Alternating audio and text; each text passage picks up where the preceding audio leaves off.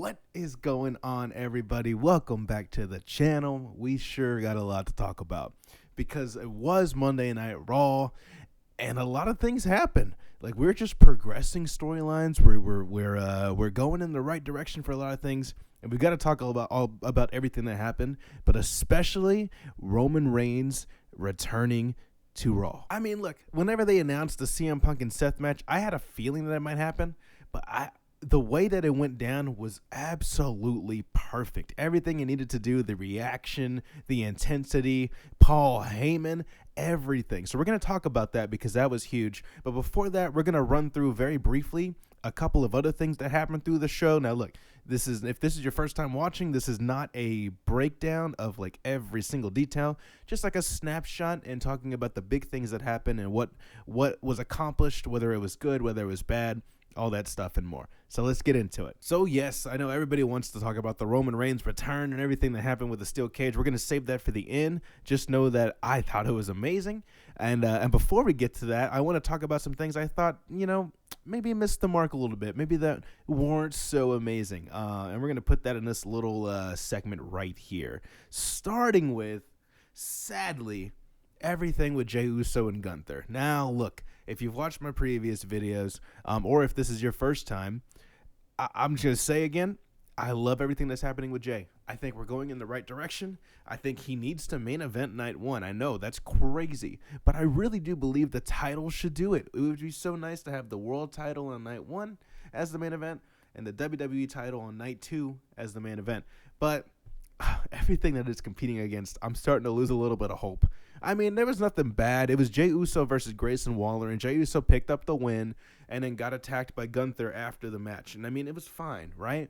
But we need more than fine if we're going to compete against, I say we like I'm there. Like if they're going to compete against John Cena, The Rock, Cody Rhodes, Roman Reigns, Seth Rollins, CM Punk, all of this stuff, Jade Cargill right now is in a better storyline than this right now. And that really makes me sad because I really wanted this to stand out a little bit more. They're going to need to pull out something big here is all I'm saying. So not really a hit this week. But another thing that was kind of was Raquel beating Bayley to become the number one contender for the IC title. Now, look, was it bad? No. This is more of a personal thing. I think Raquel Rodriguez is not one of my favorite wrestlers. And so she just doesn't really seem believable to me. Now, that just might be my own personal beliefs. Maybe you disagree with me on that. And maybe we should give her a chance to go against Lyra and like try to prove herself. But I don't know. I'm just not really feeling it. And on top of that, like just in general with the whole title reign of for the Intercontinental and Women's World title, I've said this before, just always feeling a little bit lackluster, like kind of an afterthought. So it doesn't really feel any different here. Kind of it's a mid-card title, but it feels very mid-card, like low on the mid-card. You know what I'm saying? Like, these titles can mean something really great. I mean, I don't have to go through the history of wrestling very long even to see like great Intercontinental Championship reigns, U.S. title reigns. So we should be trying to focus on getting it to be a little bit bigger than it is right now. And last but not least on this list, I'm going to have to put the Cody Rhodes promo here. Now, was it bad? Again, no. It's just one of those things that, look, okay, I know a lot has happened, the Cena heel turn and all that, and his dates have been announced. He's going to be at the shows whenever he's going to be at the shows, but like, we just needed to fill the spot. So this is not necessarily even a bad thing. We just needed to fill the week, and so he came out and said some things, and that was it. There was nothing crazy, nothing special. It did what it needed to do, but because of that, it's here because there was some more interesting things that happened on the show. This was not one of them this week. Still love the storyline. Still all for it. Moving on. And moving on to segments and matches that I think did hit in a major way. Starting with, surprisingly, Logan Paul and the Andrew Schultz thing. Now, I thought my eyes were playing tricks on me when I saw Andrew Schultz in the crowd because that just feels like a whole nother facet of the internet. Shout out podcast cringe and all of that with the whole comedian debacle that's going on in the Joe Rogan sphere and all that. It just felt like two worlds colliding in a very weird way. And I was like, why is he on there? And especially because he is very niche, isn't he? Like, I know he's a comedian podcaster and his podcast does well, but I don't think many people know him. Definitely not like globally know him. So it was very interesting. But he was there and surprisingly was a face. But I guess, when you're going against Logan Paul and talking to him, I mean, Logan Paul could make the devil become a face. He's got that heat that nobody else can compete with.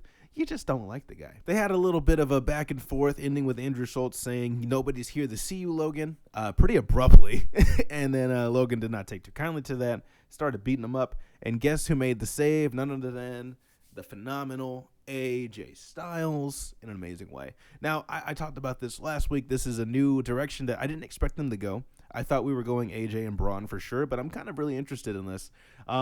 Especially after this segment, the crowd seemed to react very well, and I think this could be a really great WrestleMania match, talking about AJ Styles versus Logan Paul.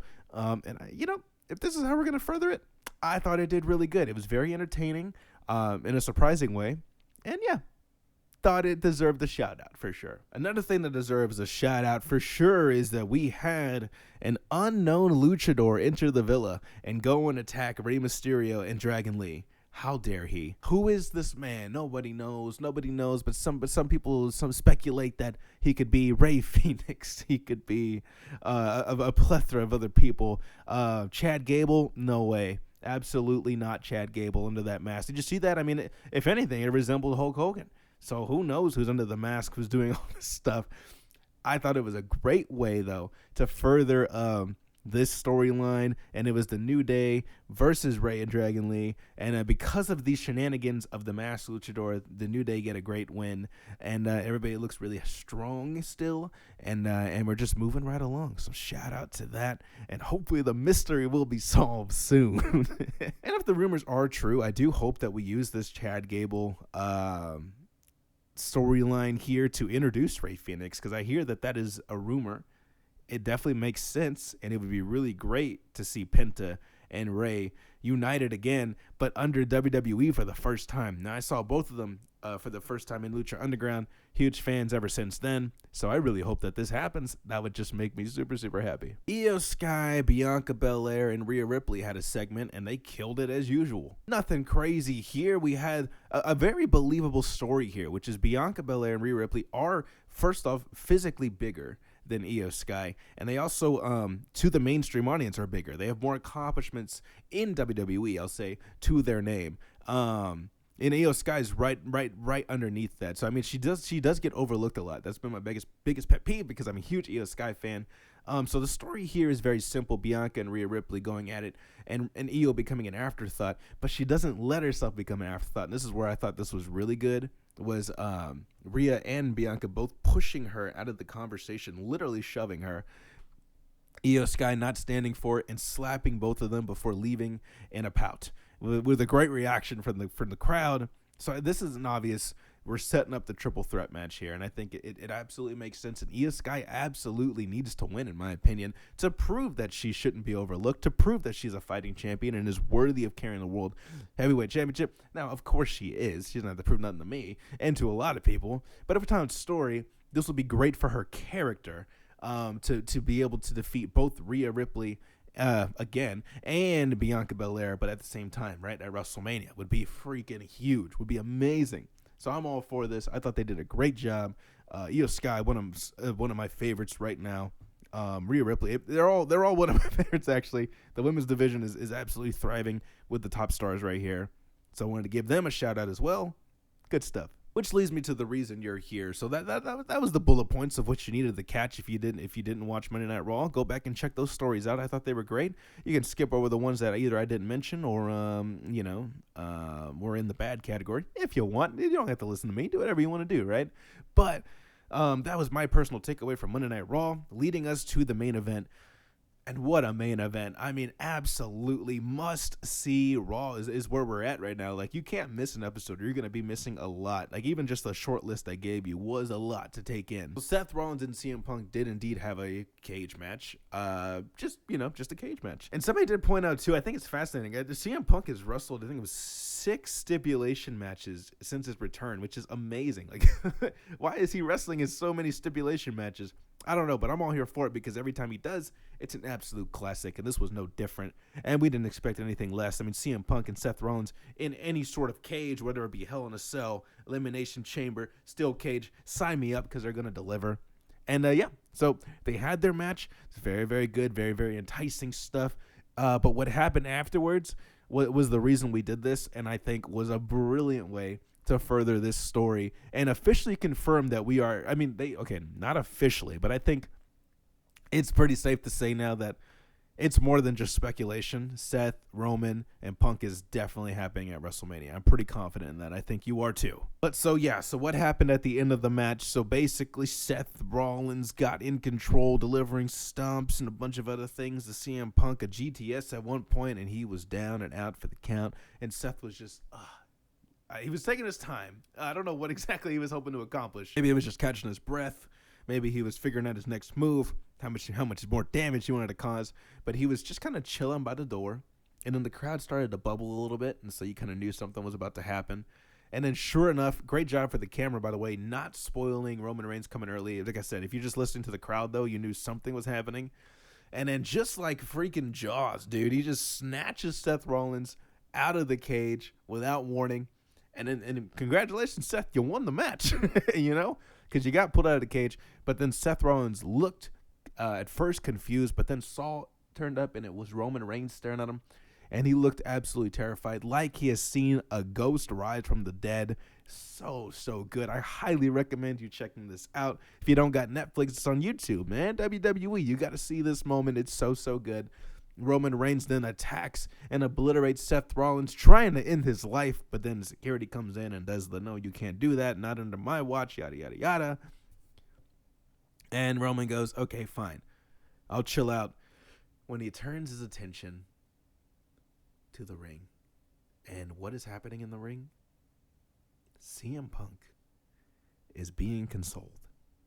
But who is he being comforted by? Wise man Paul Heyman himself. You cannot trust this man. How many times has his loyalty flipped? So Roman sees this and he knows this. And so he goes over to him and says, this doesn't fly with me. He doesn't take it out on Paul, though. He takes it out on Punk and just absolutely annihilates him in the ring with the cage and all this stuff. It was so good. And then we end with that note. I mean, just absolutely amazing because, dude, Paul Heyman is like the ultimate chess piece. I feel like because he has so much history with so many different wrestlers that are top level. CM Punk, Brock Lesnar, Roman Reigns. Why did I forget his name? And it just makes for really, really good storytelling. So, I mean, just absolutely amazing. He still does owe Punk a favor. Will he cash it in at WrestleMania? That would be amazing. But yeah, so then we ended Raw like that, and I was just like, yes, more of this, please. This was so good. What do I think is going to happen with this? Honestly, I think we're just going to keep building to this triple threat match. Like, it's not officially confirmed yet, so we have to officially make the match happen. Maybe by next week we'll do that, or maybe in a couple weeks. And even though they're not fighting for anything, it still feels like a huge deal. So, I mean, honestly, as much as I would have loved to see Jey Uso and Gunther main event, it's probably not going to happen. This just automatically feels like a bigger deal, and they don't even have a title in place.